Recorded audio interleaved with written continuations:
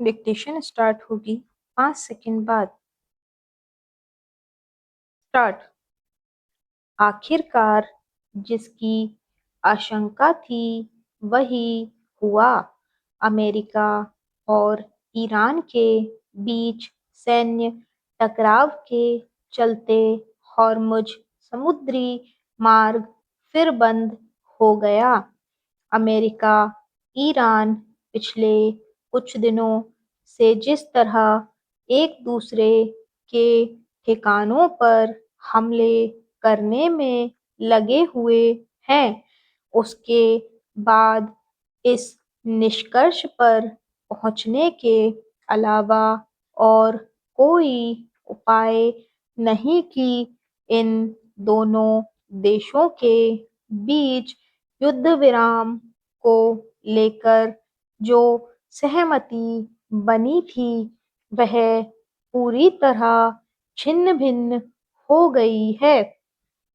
America Iran के बीच सैन्य संघर्ष इसलिए तेज हुआ क्योंकि ईरान ने साइप्रस के झंडे वाले जहाज पर हमला किया।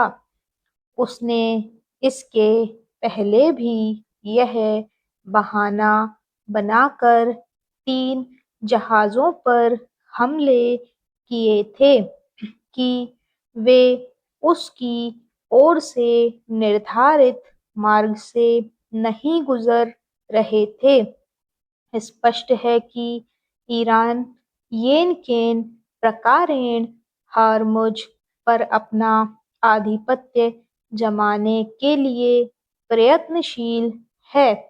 यह ना तो अमेरिका को स्वीकार हो सकता है, ना खाड़ी देशों को और ना ही विश्व समुदाय को।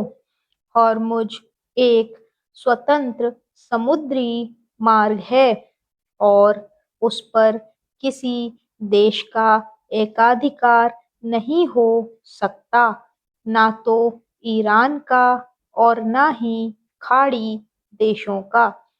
ईरान अथवा अन्य किसी देश को यह भी अधिकार नहीं कि वह हॉर्मुज़ से निकलने वाले जहाज़ों से किसी तरह का टैक्स वसूले।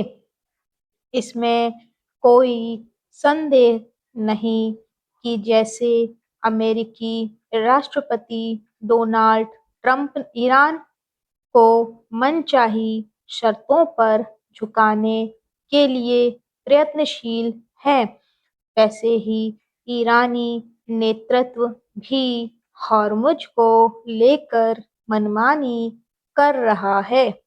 यह मानने के अच्छे भले कारण हैं कि आने वाले दिनों में ईरान और अमेरिका के बीच सैन्य संघर्ष और तेज होगा।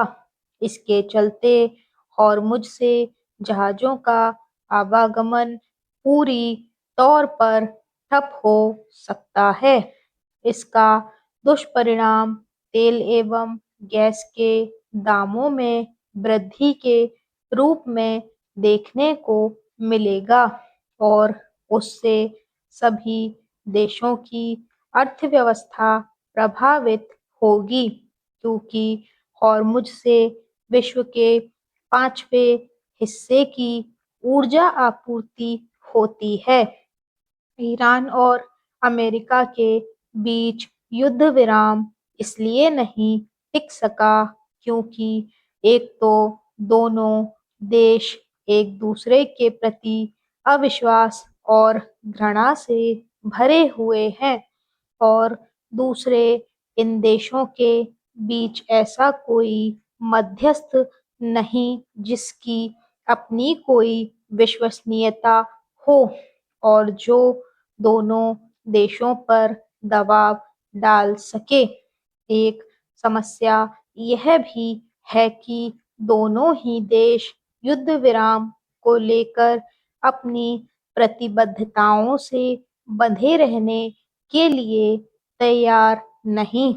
ऐसा लगता है कि ईरान इसकी प्रतीक्षा कर रहा था कि उसके सर्वोच्च नेता अयातुल्ला अली खामनेई का अंतिम संस्कार हो जाए, तो वह नए सिरे से अपनी आक्रामकता दिखाए। जो भी हो, वर्तमान परिस्थितियों में विश्व समुदाय के लिए यह आवश्यक हो जाता है कि वह आगे आकर अमेरिका और ईरान पर दबाव बनाए। इसके साथ ही यह भी आवश्यक है कि ईरान अमेरिका नए सिरे से किसी सहमति पर पहुंचने के लिए भरोसेमंद मध्यस्थों की तलाश करें। स्टॉप।